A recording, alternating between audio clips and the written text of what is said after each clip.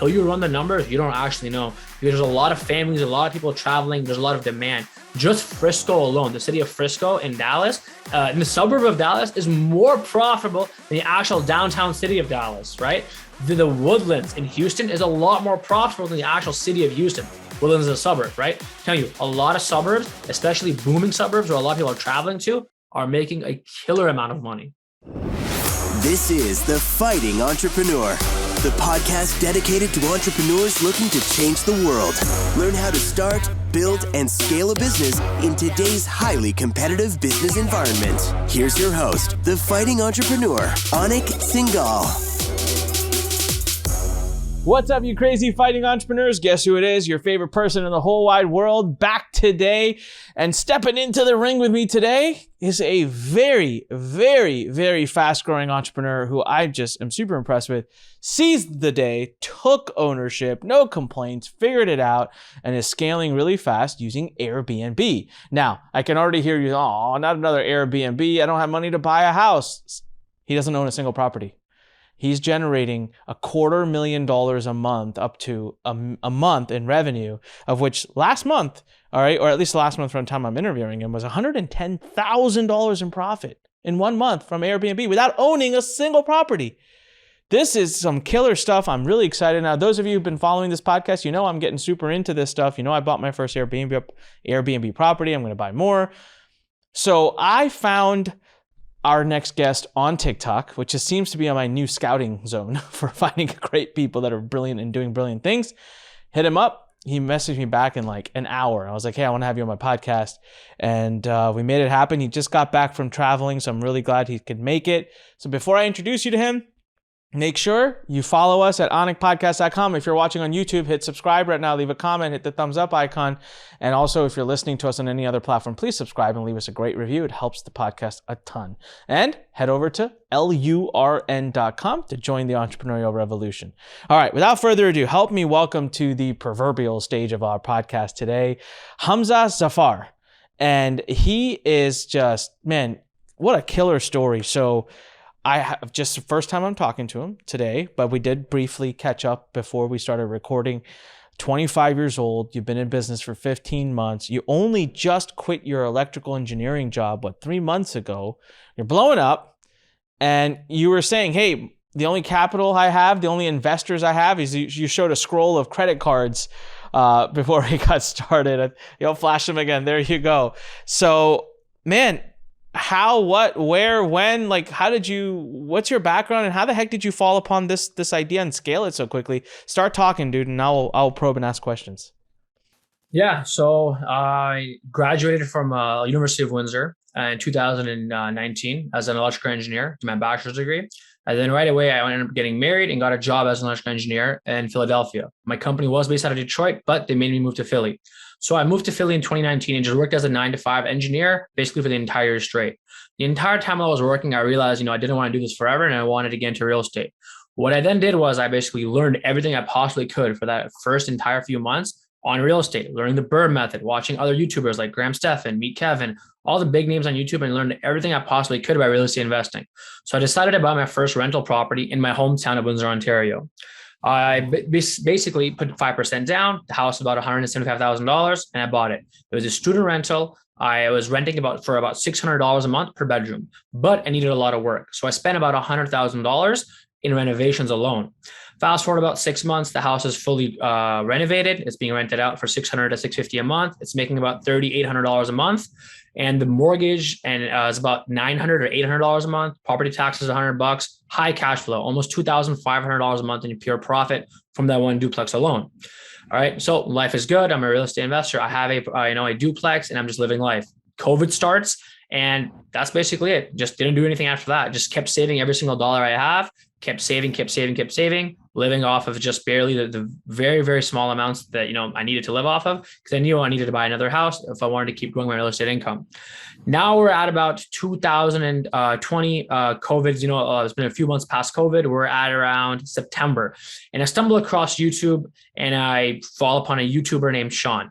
I found Sean from Airbnb Automated. I saw one of his videos and I'm like, wow, this concept's really cool.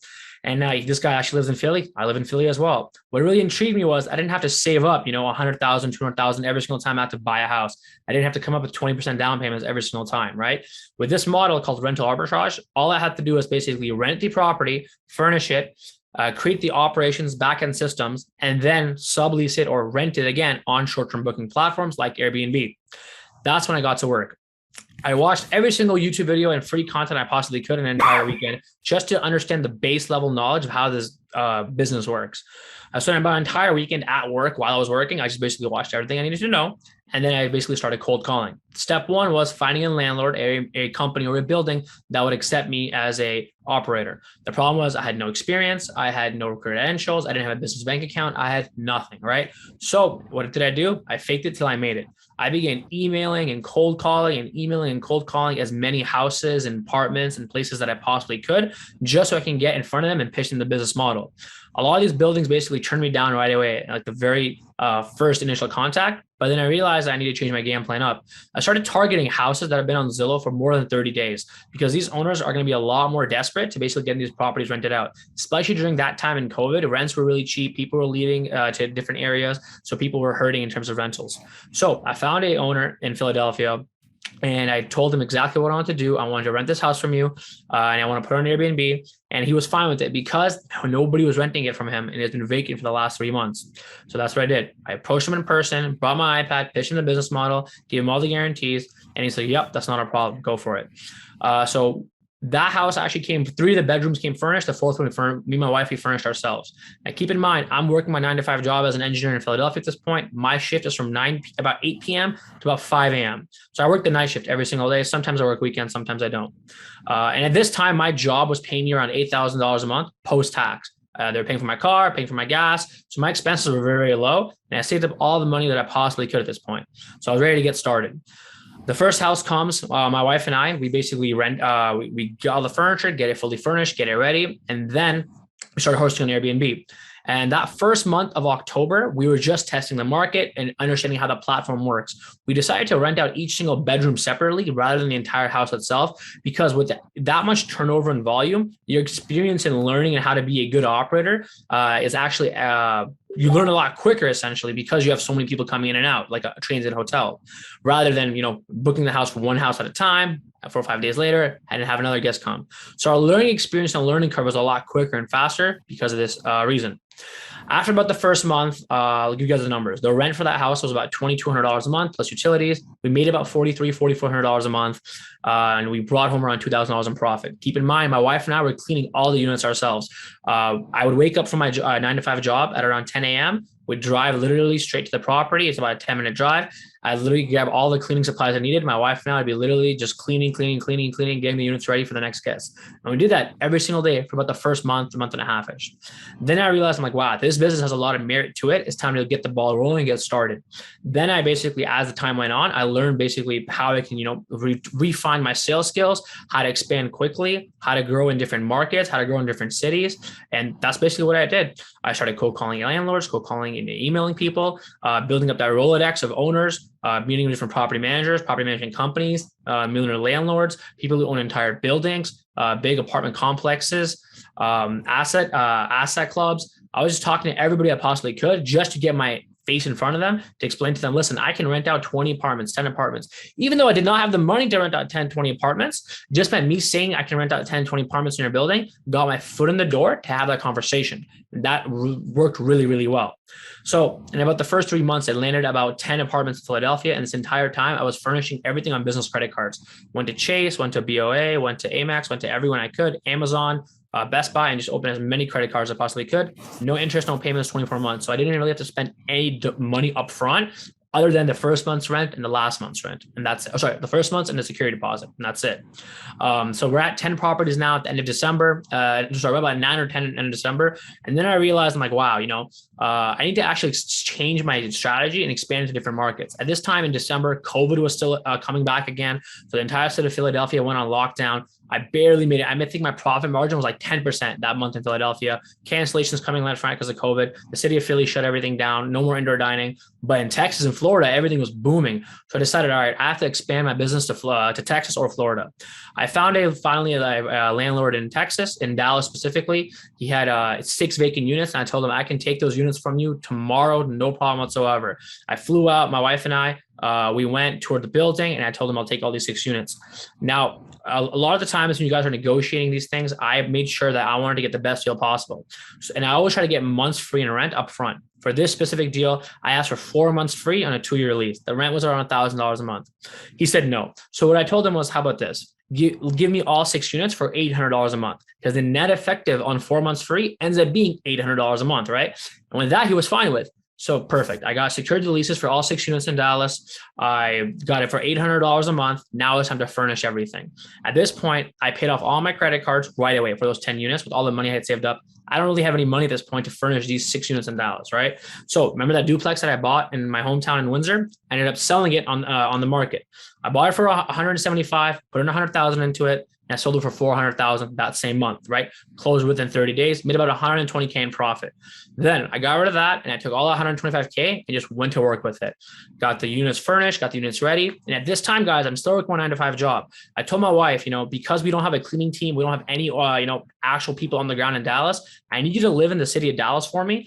And I'm going to come every single weekend on the weekends when I'm off from work and help you out with anything that needs to get done. So my wife, that's what she did. She lived in Dallas for a month by herself in one of the units while overseeing kind of the builders, while overseeing the handyman, while overseeing everything to get done. And then she would basically go and interview cleaners, interview different people that we needed for our team. And that's what we did for the entire month until we got an actual solid team in Dallas, stabilized and ready to go.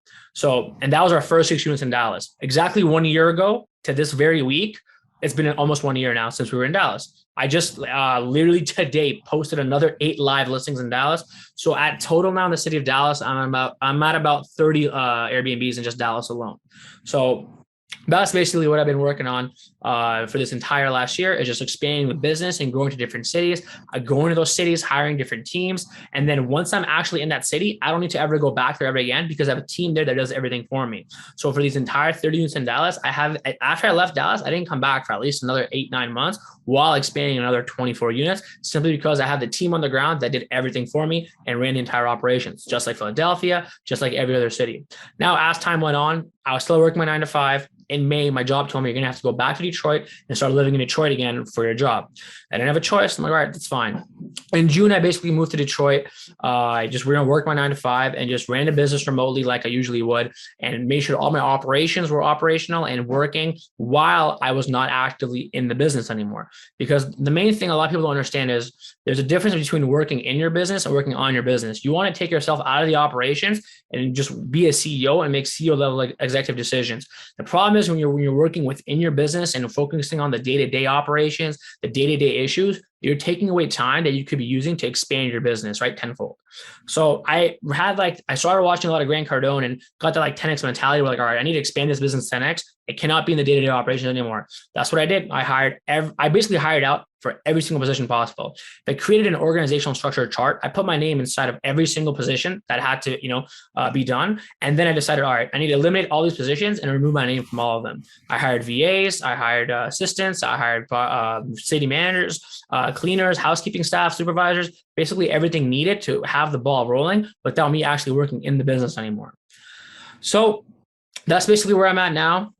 In terms of unit count, and the unit count that I tell you now, by the time this comes out, it's probably going to increase. I have so many deals that are in the works. Just today, this morning, I closed on another 6 units in Austin. I have another 3 in San Antonio coming. But in terms of unit count right now, I have 38 active live in Detroit, 8 more that are going to be starting literally in 3 weeks. I have 17 in Des Moines that are active right now in Des Moines, Iowa. 10 more are starting literally in 2 days. So 27 in Des Moines. So I have 30 in Dallas. 8 just went live today. So 30 in Dallas. Philadelphia, still 10. Austin, I have about 6 in Austin right now. And then another 8 or 6, I think it is, that are going to be live starting on the 22nd that I just closed on today. What's the other city am I forgetting? Dallas, Des Moines, Detroit, Philly. Yeah, that's it. That's basically where the business is at right now. Dude, that was like the best summary timeline I've ever heard. I just let you go because that was awesome. And I was following, for anyone who possibly wasn't, go back and listen again because he got into superb detail of how he funded everything, at what point what happened. You have excuse my language, there's a shitload of properties, man, that you've built up in like 15 months. That is superbly impressive. So congratulations.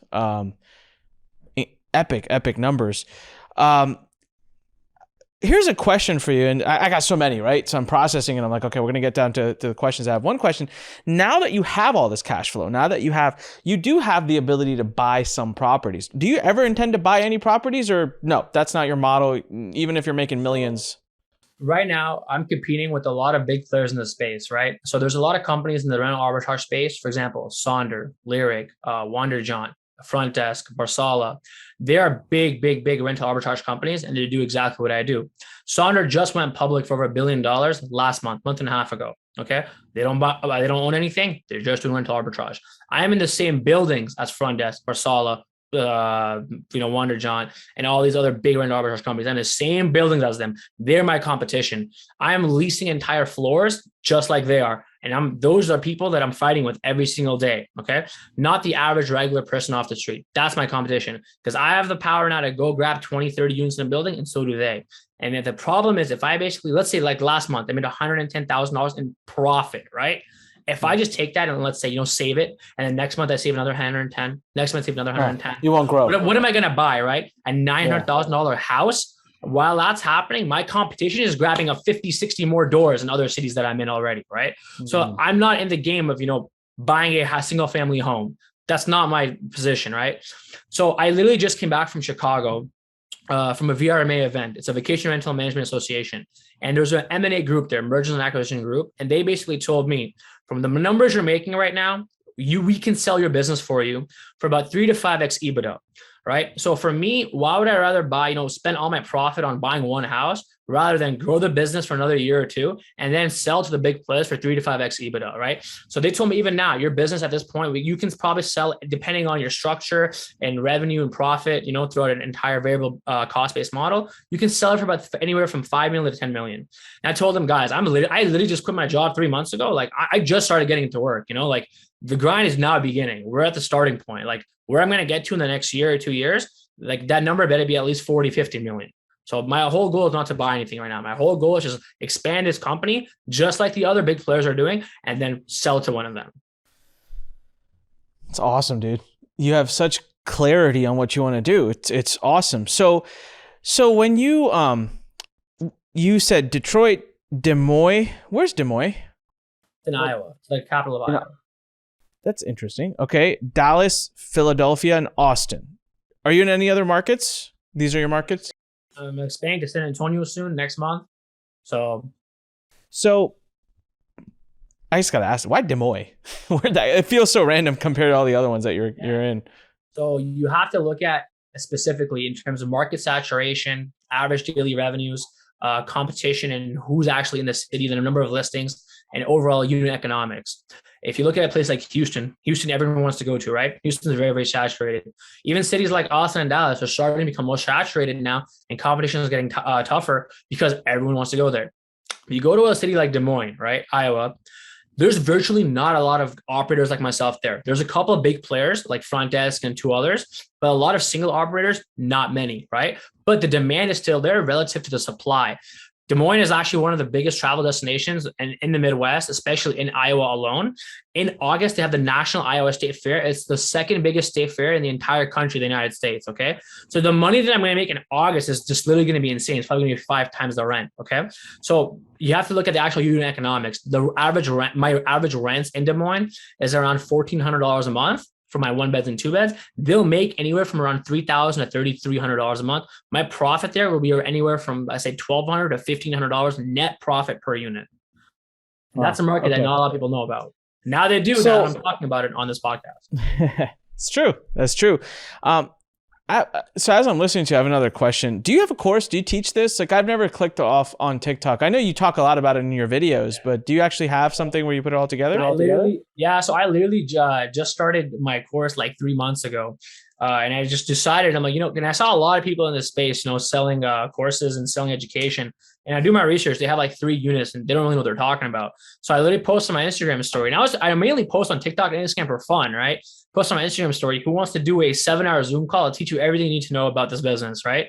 $1,000 a person. And I was going to Dubai in like 5 days for vacation. My first vacation in like 2 years. I was expecting maybe, 3 or 4 people sign up, pay for my plane ticket and whatnot. I had 29 people sign up within the first hour. Okay. So literally the next day I had a Zoom call for 7 hours and did it, $29,000 made it within, 1 day. Then I took that entire 7-hour Zoom call recording and I posted it online on a Shopify store. In the last 90 days, without any marketing, any ad spend, all organic. Never once will you ever see me tell anybody to buy a course. I even tell people I never bought anything. You do not need to. Only buy it if you value your time, because it will give you a boost and a head start and not make the same mistakes that I made when I started. So in the last 90 days, I made $125,000 from that course alone by virtually no advertising, no nothing, just all organic reach from TikTok.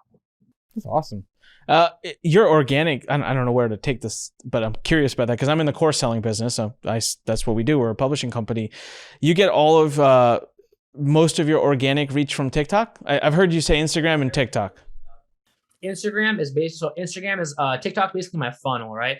TikTok, the way that if you learn the TikTok algorithm and learn how TikTok works, the reach is like 100x, right? I just post like my daily life on Instagram for people to actually see like what I do behind the scenes, the grind that's involved, right? Because it's not easy, right? And I show people this is what actually it entails of. TikTok, I'll just make funny skits, some videos here and there, and boom, they'll just blow up. Like one of my last TikToks has a 1.8 million views. The one before that has 1 million views. So my TikToks just go viral like crazy because I just make funny videos essentially. And when people see that, they're like, I want to see what the guy's all about. They see my Instagram and then they're like, wow, okay, this is where the real deal is. Let me see if he has something to offer. They'll go to my Shopify store. They'll see that he has a course for sale. It's $2,500. And they'll be like, okay, I want to learn everything I can about this business. Got it.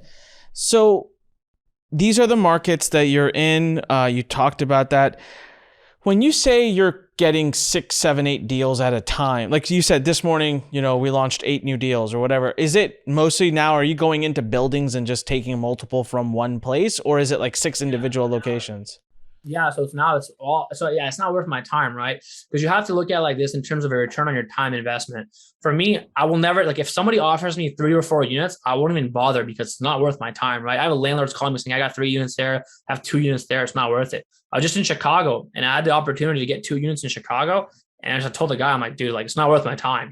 I need to be able to take 10 at once, 15 at once, 20 at once, pretty worth my time. I have the operations on the back end fully stabilized and ready to go. I just have to literally take that inventory, pump it into my system, and let the machine run by itself.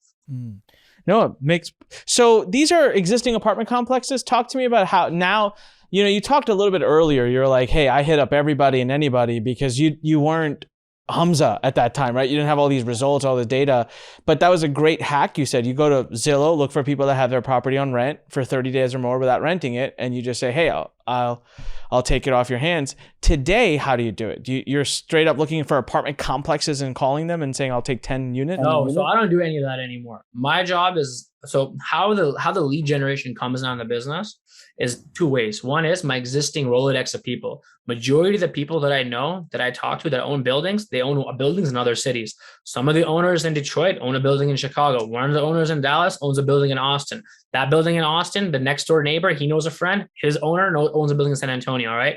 A lot of these high net worth individuals who own apartment buildings have friends who also own apartment buildings, right? And when they tell them, hey, I have a guy who just rented 20 units in my apartment, do you have any vacancy? Then I get their number, make the introduction, and go to work, right? That's the one way, is basically expanding within my own network of owners, operators, management companies, and basically landlords.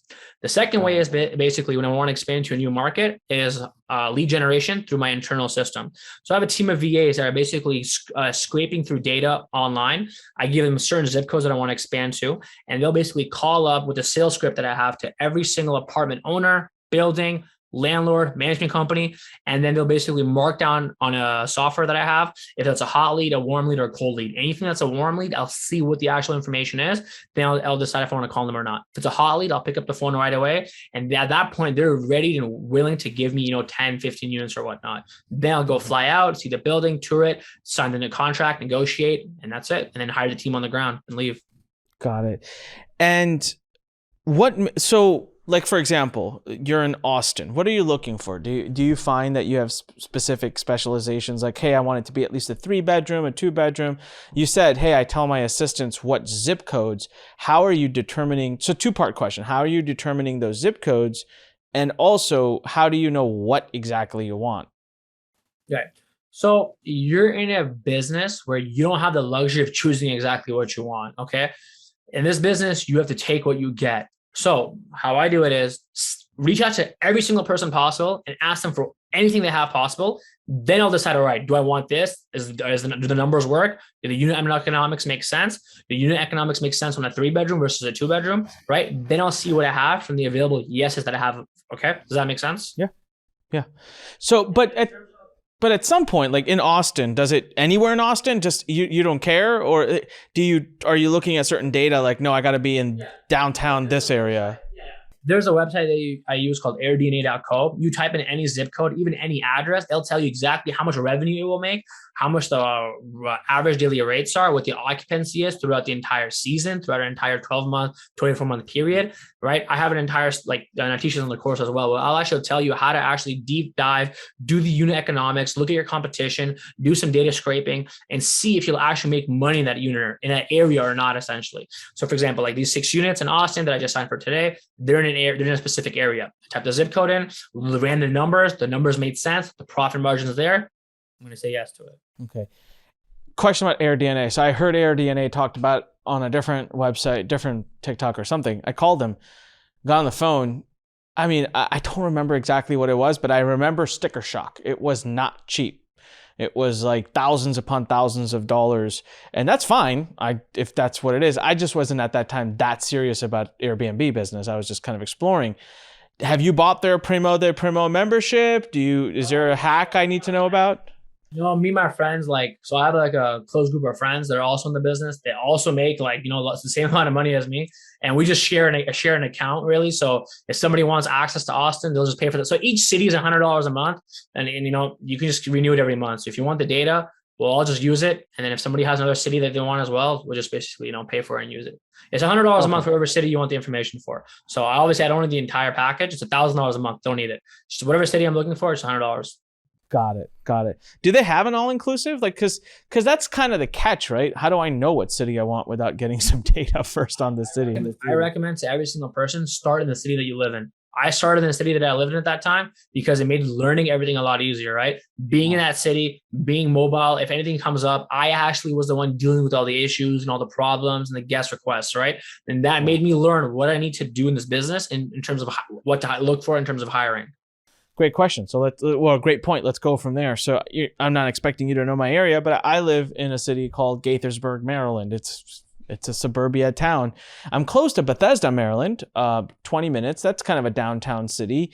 I'm 40 minutes from DC. So I feel like that's probably some potential, but I've never looked at this area, but in my head, it's like, this isn't where tourists come.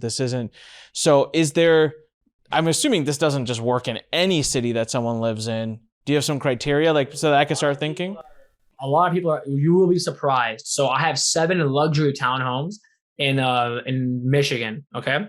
And I actually include that in the list as well, the list of units that I have. So I have these 7 townhomes in Michigan. I'm not going to say what suburb. I'm just going to say it's in a suburb of Michigan. Okay. Yeah. The rent for these are around $2,200, $2,400 a month. They're making right now $5,000 a month, anywhere from $4,500 to $5,000 a month. My profit on these is literally $2,500 net profit per unit. And it's 45 minutes away, almost an hour away from downtown Detroit. Right. Who would have thought, a suburb in Michigan, an hour away from downtown, is making that much money? I'm telling you, until you run the numbers, you don't actually know, because there's a lot of families, a lot of people traveling. There's a lot of demand. Just Frisco alone, the city of Frisco in Dallas, in the suburb of Dallas, is more profitable than the actual downtown city of Dallas, right? The Woodlands in Houston is a lot more profitable than the actual city of Houston. Woodlands is a suburb, right? I'm telling you, a lot of suburbs, especially booming suburbs where a lot of people are traveling to, are making a killer amount of money. Huh. That's really interesting. Yeah, I want to go look into that, because you're right. It's an assumption. I'm like, well, who the heck comes to Gaithersburg, Maryland? It's not it's not a travel city. How much do you? So the next part of the question is, do you prefer 2-bedroom, 3-bedroom? I'm going to guess you're getting apartments and condos. You're not really dealing with houses because you said you look for bulk. So high rises, low rise. Any preference? I know you kind of take what you can get, but is there a preference? Do you find something rents easier or better on Airbnb? Honestly, it's anything will rent on Airbnb, man. Like even private rooms will rent on Airbnb. Like, it's literally unit economics, right? I look at the studios. I look at 1 beds, 2 beds, 3 beds. I'll take anything. I'll look at anything, but then I run the numbers, right? In some cities, 1 beds are more profitable than 2 beds. For example, right now in Dallas, 1 bedroom rents are around $1,400 a month. The 2-bedroom rents are $2,200, $2,300 a month. Okay, so it's almost $800 difference in just rent alone, right? Plus a little bit more in utilities. But the actual money you're going to make on a 2-bedroom in Dallas is not more than $800, maybe an extra $500, right? So it's more profitable to have a 1-bedroom in that specific scenario than a 2-bedroom because the unit economics are favorable for 1-bedrooms, right? Every city is different. Every city has completely different demographics, trends, people traveling. You never know until you actually open AirDNA and look at the numbers and run comps. I was just going to ask you that. AirDNA gives you that level of data, 1 bedroom, 2 bedroom, 3 bedroom, 4 bedroom, and all of that? You can filter it by 1 bedroom, 2 bedroom, 3 bedroom. You can filter it by specific streets, blocks. You can filter it by month. You can filter it by year. You can filter by anything. Have you found AirDNA's data to be pretty reliable? Like now that you've used it so much, expanded to so many cities, is it pretty spot on or within a margin of range? Well, I take AirDNA data as a supporting tool in terms of my assumptions, right? I also do manual research as well. I'll basically have an Excel sheet. Let's just say basically I do manual scraping of people's bookings. I'll take a look at all my competitors in the area. I'll see how much they're charging, what their rents are, surrounding areas, surrounding rents. I'll plug it all into my Excel sheet. And if it spits out a number that's profitable, then I'm like, all right, now let's look at the AirDNA data as well. And that's giving me the same answer. Now we're good to go. Okay, got it. So let's say, I know it's going to be rough, but I'm curious. You know, one thing we didn't really cover, and we should have covered this in the beginning, is everyone, the way Humza is doing this is obviously he gets a lease from somebody, just like if you were going to get an apartment and you were going to lease for yourself, but he goes into buildings, he gets multiple units. Obviously, he probably negotiates a discount because of that. And then he's just chopping it up, right? So he's releasing it on Airbnb. He's listing them on Airbnb, but he doesn't have to go through the headache of owning the place. He just has to service it and make sure it's, going in and out. And there's a lot of benefits to that because like the one house that we're doing right now, we've hit some issues with. It's a weird issue, but it's like if we had leased it, like that wouldn't be our issue; it'd be someone else's issue. So I can totally see. I did not realize though, Humza. One thing that was amazing is you shared those companies' names that are selling their businesses. I would have never thought that, and that's so cool. But I guess this whole world of rental arbitrage has taken off so much that I can see why your contract alone has value in it. Your systems you've put in place for your teams has value in it. All these companies that I mentioned earlier, they're all VC backed. Every single one of them have venture capital funding. I don't have any of that. I literally have my venture capital funding is American Express Platinum. That's it. So I'll give you an example. These upcoming 10 units in Des Moines, they're starting in 2 days. Average cost of furniture for all of them, let's say, was $5,000. I'll put $50,000 on the Amex Platinum. Okay. Now the bill for this is due in 29 days. I'll negotiate it 2 months free upfront in rent, so I don't pay a single dollar. Okay. I get the units furnished and listed as soon as possible. So every single amount of money that I make for all 10 units is money in my pocket will then pay off this card by the 29th day. That's basically how I'm recycling and funding and growing literally as fast as possible. That's amazing. So let's say you found a place that rents $1,000 a month. Walk me through some of the expense calculations you put in. So rent is $1,000. What do you try to budget for furnishing per place and other costs, cleaning and other things? I'm just trying to figure out some economics of like some cost numbers there. All right. So I'll give you your one-time cost and I'll give you your ongoing recurring costs. Okay. Yeah. So your first-time costs are obviously going to be your furniture alone, right? Well, a year ago when I was furnishing 1-bedrooms, it was like $3,000 a month. Furniture, because of inflation, has skyrocketed like crazy. TVs have gone up, smart locks have gone up, everything, bed sheets to shampoo, everything has gone up like crazy in price. So now my average budget for a 1-bedroom is around $4,500 a month. Okay. And that's just a change in a year. If you're looking at this in another 6 months, it might go higher than this. Well, you said a month. You mean one time. That's furniture costs one time. Yeah, furniture costs one time. Yeah.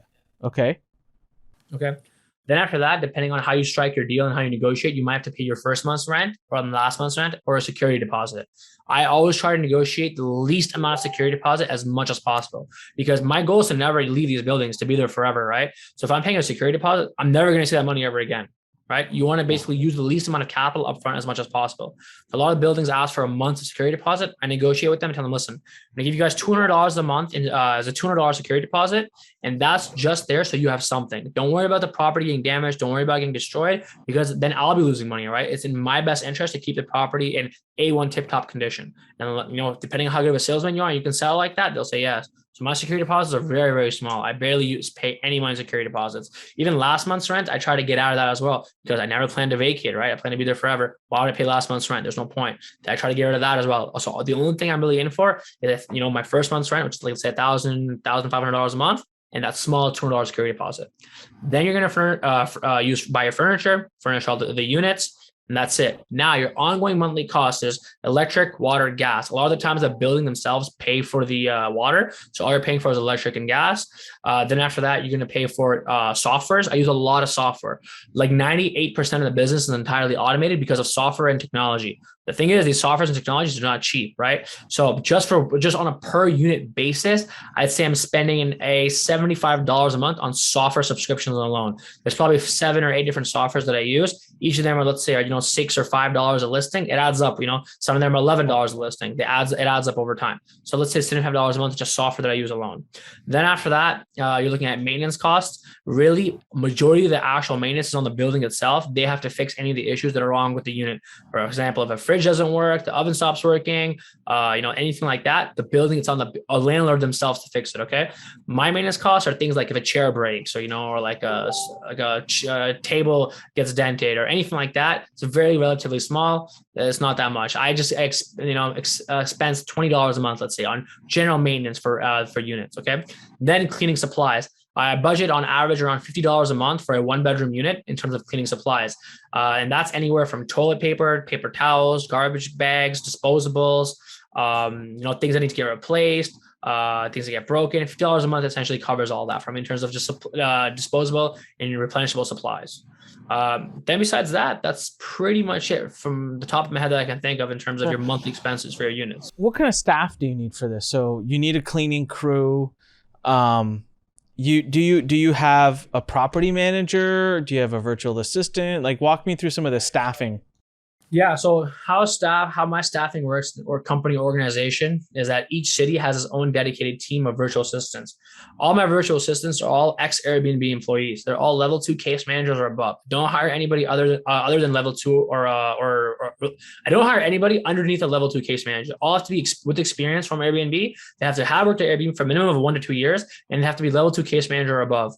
Then I hire them on to work for me full time. I don't really have to train them that much in terms of the actual Airbnb software or the Airbnb system because they work there. They know the entire ins and outs. They even know things better than I do because they work there. They know their backend. They know what to look for. How to do certain things that I can't talk about, but they know how to do a lot of things that a lot of people don't unless you work there, right? So I hire all of them. Each city has a dedicated of 3 to 4 different virtual assistants that handle guest communications, team communications, scheduling cleaners, handyman, maintenance people, like laundry, everything. They basically run the entire show. Okay.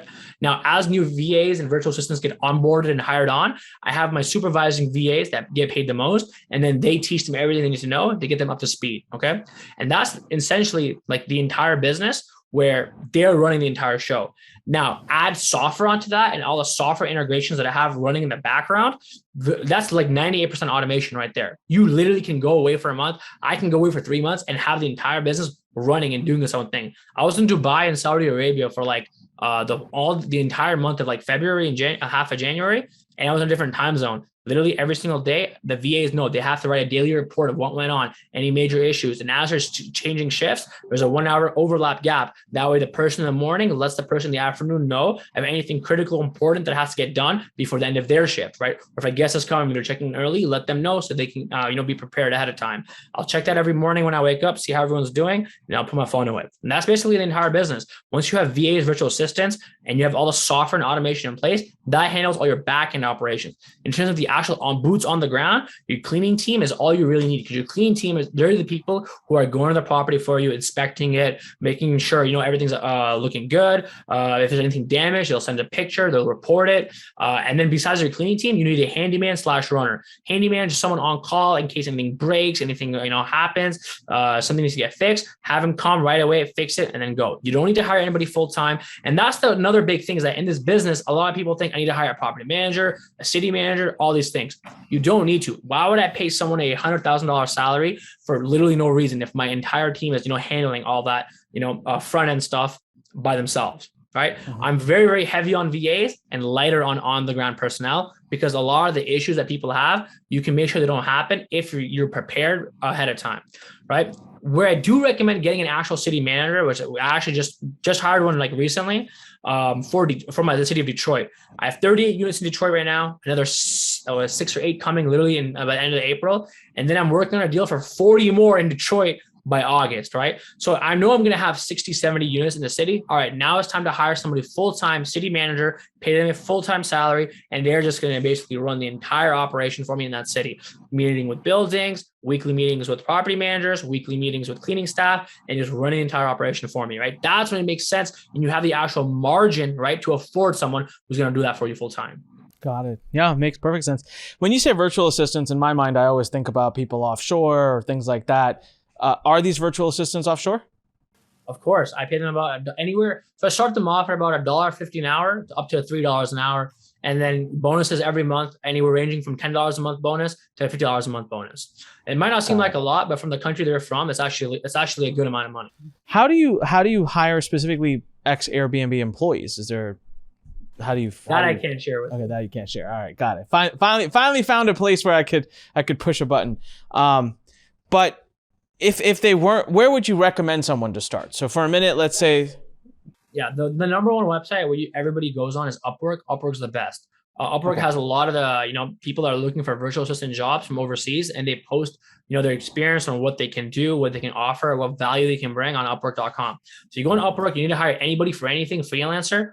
Upwork's the place to do it. Fiverr is another good one, but Fiverr is mainly for one-off tasks, right? It's not really hiring somebody full-time. What a lot of people do, and I did it once, or I ended it in the beginning too, you hire somebody off Fiverr to do a good job one time, just tell them, hey, get off Fiverr, I'm going to hire you full-time.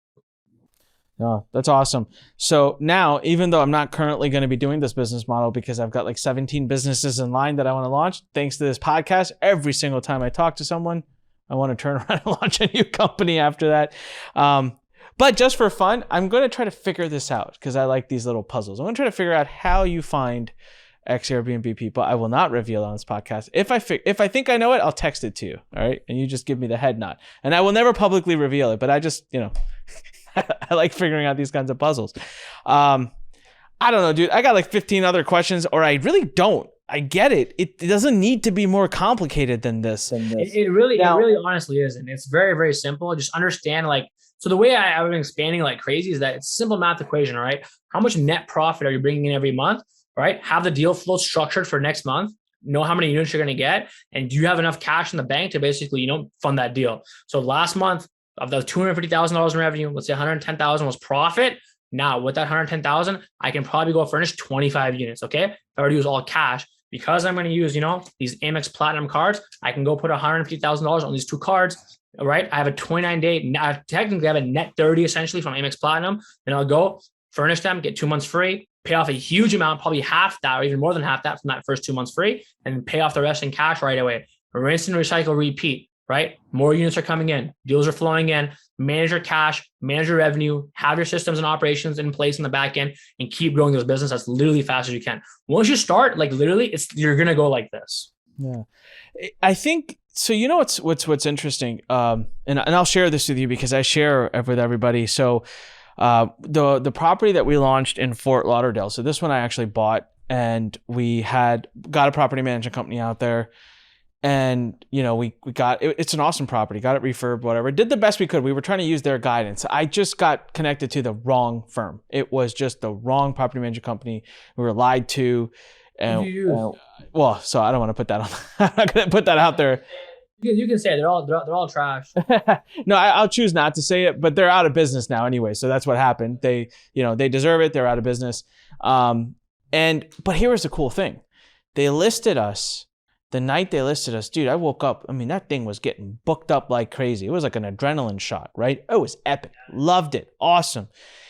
Now, they ran it like crap and problems started coming up and we started realizing we had issues. So we had to, and we were getting ready to fire them that week. And they come along and just said, oh, by the way, we want out. And the way they exited too was just ridiculous. Like, it was horrible. Thankfully, in the meantime, through a friend, we had been referred to someone else who we've loved working with. He's awesome.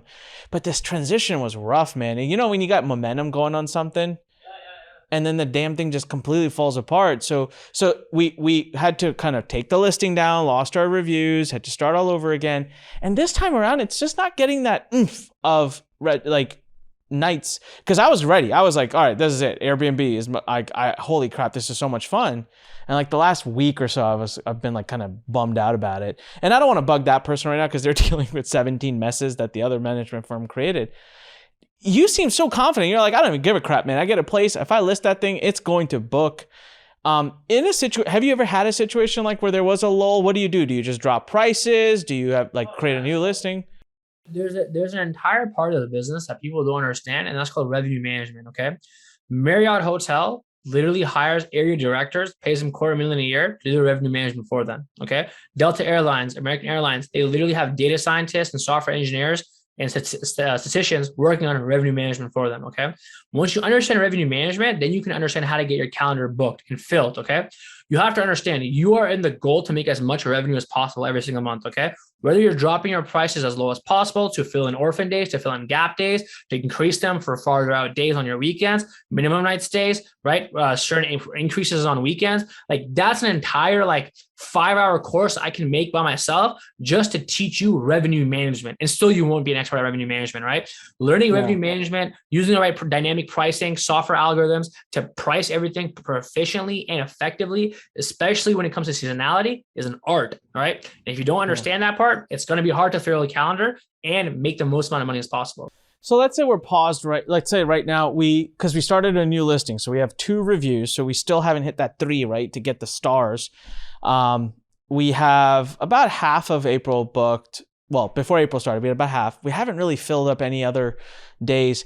Would your current adrenaline shot just be drop the prices? Essentially, yeah. So that's what you have to do, right? You have to use some type of dynamic software, right?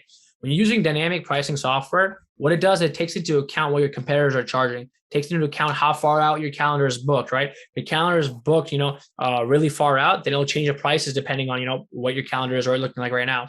Some of the softwares that I recommend using is beyondpricing.com, Wheelhouse, or Price Labs. I personally use Price Labs. It works really well for apartments. The pricing structure is really good too, especially if you have multiple units in the same building. I was using Beyond Pricing for the last 8 months, and I just imported the entire company's listings all over to Price Labs. Wheelhouse is another good one, but you have to be using some type of dynamic pricing software algorithm. You cannot be pricing it yourself. You have no idea what you're doing. We Labs, is that the last one? So I got Price Labs, Price Instructor, Beyond Pricing, and then what was the other one? No, so it's Price Labs. You got Beyond Pricing, and Wheelhouse. Wheelhouse, got it. Okay, yeah, I'm pretty sure they are, but I'm gonna find out about it. Epic story, man. This is awesome. I'm hopeful that you'll be willing to come back on in a few months. We'll have fun. We'll track how many. You're probably gonna add 100, 200 units by that point at this rate. So, and I will continue to watch your story on TikTok. I'm going to Europe for a month in August and take a vacation and chill out and relax. So probably not 100. At least probably 40 to 50 by the end of the summer for sure, though. What's your goal? How many do you want to have? I know you got a goal. You're 10xing your Grant Cardoning.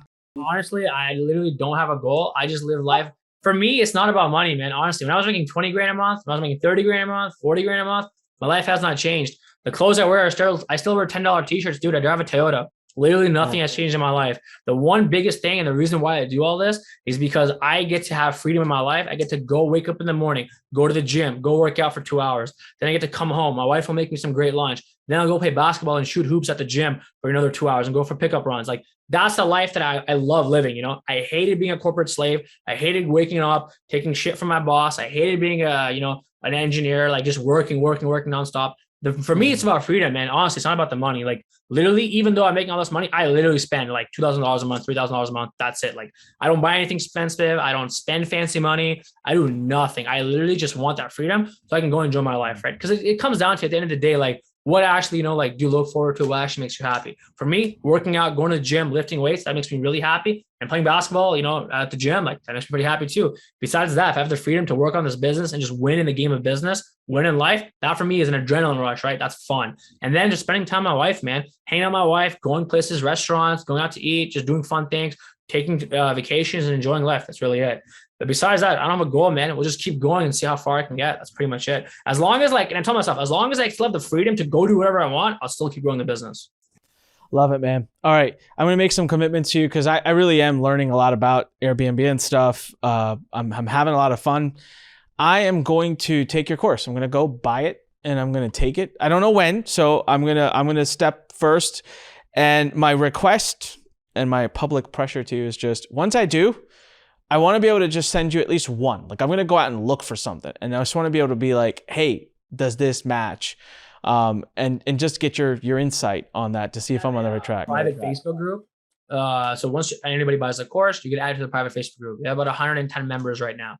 Anytime you have a question, any deal you come up with, you can literally post it in that group. I reply to everybody. I help everybody out. If they have a negotiation or a contract they need help with to understand, I help them out too. I have no problem doing that. It's a quick voice message or a quick post in the Facebook group. A girl that literally just closed 6 units in Tampa, Florida, literally just posted them into the group. And now, I was guiding her, as she started her journey. And now she has 6 Airbnbs, literally from 0 to 6, right? So that value of being in a group like that, being surrounded by like-minded entrepreneurs and individuals is really beneficial for anyone looking to purchase the course. Because like I said, you don't have to purchase anything. All the material out there is free, right? I learned everything by myself. I didn't pay $1 for anything, right? If you value your time and you want a head start and be in a community of people that actually are doing the same thing as you, then it's beneficial too. No, epic, man.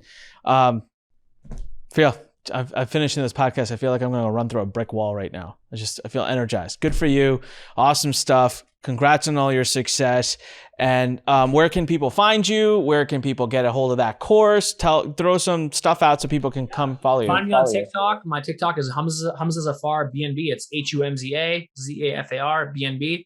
Instagram, same thing, Humza Zafar BNB. And the links to all my Business Insider articles, my courses, and everything like that, it's all in the links in my social medias, Instagram and TikTok, 2 main ones. I have a YouTube channel. It's called just Humza Zafar. I don't really post much, but I'm going to start doing that more often now. Awesome, man. All right, everyone. This is how I found him. I've been following him on TikTok for many months now. And so I've really enjoyed his content. He puts out pretty detailed stuff, which is why I knew what he was doing before he even came on. So without anything else really left on my side to say, hey man, all the best with your stuff. Go out there, enjoy your month in Europe. And I look forward to talking to you again in the future. And to the rest of you, go take some action, man. There is so much opportunity in this world. Like seriously, it's all around you. It's a matter of you grabbing it and running with it. And when life pushes you, what do? Stand straight, smile, push it the heck back. Make sure you click subscribe. Make sure you tell other people about this podcast, and make sure you go follow Humza on all of his social media and learn from him. Thanks so much. Go out there, fight for your dreams. Until next time. Thanks for listening to The Fighting Entrepreneur with your host, Anik Singal.